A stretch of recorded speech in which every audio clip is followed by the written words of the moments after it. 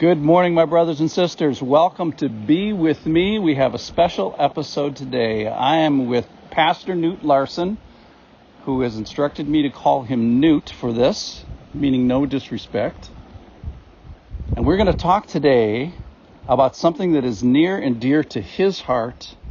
And we're going to talk about ABFs. What are ABFs? You wrote the book. Tell us about ABFs. A way to do church within the church, in a sense, to connect people so they can study together, love together, get to know each other, and apply the scriptures and care. It's a great thing. So tell us, how did this concept come to be? Because you literally, for those of you who don't know, Knute has written a book 35 years ago, maybe? Yeah, more than that.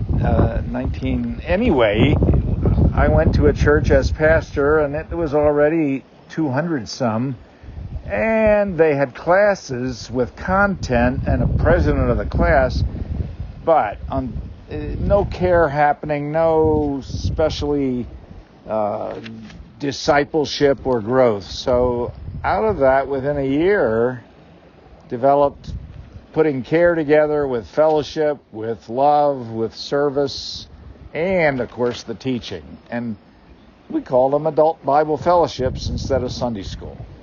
So you wrote a book, and that idea caught on not just in your church, but was spread throughout Christendom. Tell me how many churches approximately have adopted that model. At last count, about 17 million.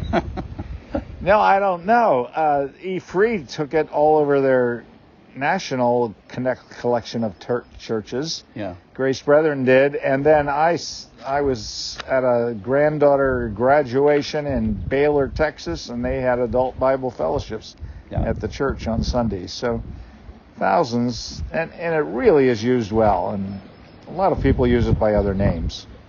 So you have this passion for fellowship, and what does fellowship give you that nothing else? Maybe I might be pushing this a little bit, but what's so critical about fellowship that nothing else in the church fills that particular need? Well, first you know each other a little bit, so you got to meet together, and ABFs meet either in homes or on Sundays at church building or Saturdays. I think it gives you get to know someone, and you don't mind calling them out when you get to know them better, or saying, well, why would you think that? Or caring with each other, crying with each other. So some of the principles, teaching, even though that's not the most important, caring, you're speaking of accountability, or at least accountability light, of don't giving up, meeting together. Hopefully it develops within the class. You can't be positive people are going to do anything other than, hi, how are you, unless they get in small groups within the ABF. That's hoped for. And a good ABF has not only a good teacher, but people who care about care, forgive the redundancy, and socials, but also discipleship. So it's a team of leaders. It really works well. I've seen it to this day work very, very well by that name or other names. Sure. So this idea is maybe 40 years old or so. What has changed, do you think, about fellowship, or maybe more specifically the pressures on fellowship that you see different now than you did 30, 40 years ago? I've been in church work 55 years as full-time, pastoring 43, now coaching 12. I think it's the hardest time ever, honest, to pastor a church or to be a leader in a church, because not only because of COVID, certainly, but politics and communication. People say things on their apps that they think God can't read, and I'm involved in a church discipline right now, trying to coach them out of it over what they said on Facebook, an argument back and forth. Sure. It's a hard time, and you need connections with people. People need people. The Christian walk was not meant to be walked alone. Absolutely.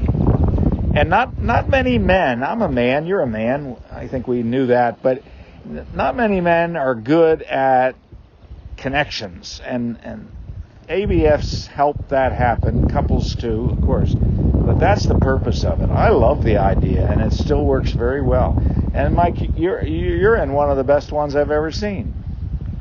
So do you think that there's something special about the structure that helps get over people's needs or the lacks that they have, that the ABF structure will actually help them get over that? Yes, I do. Yeah, I better, but not necessarily. If the leaders do a good job and promote honesty, and it can be. Anybody face a difficult time? Yeah, then everything's superficial.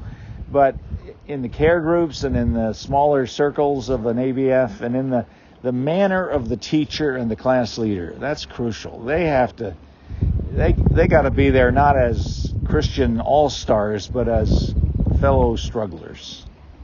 Well, let me just speak on behalf of the entire church and maybe even the Lord himself, which sometimes I do on this podcast. Oh my, let me write this down. But I just want to thank you for inventing this idea, describing this idea, developing this idea, and being its champion over many, many years. And I think I was thinking about your career and your ministry path. If you did nothing else in your whole career, I think this would have been worthy of the pastor's entire career. So that's just in general. And then personally, I have found a great blessing being under your pastorate for a number of decades, and also under the system for every minute of that. So thank you very much, and thank you for being with us today. You're welcome. You're kind. Everybody on the podcast, we'll see you tomorrow.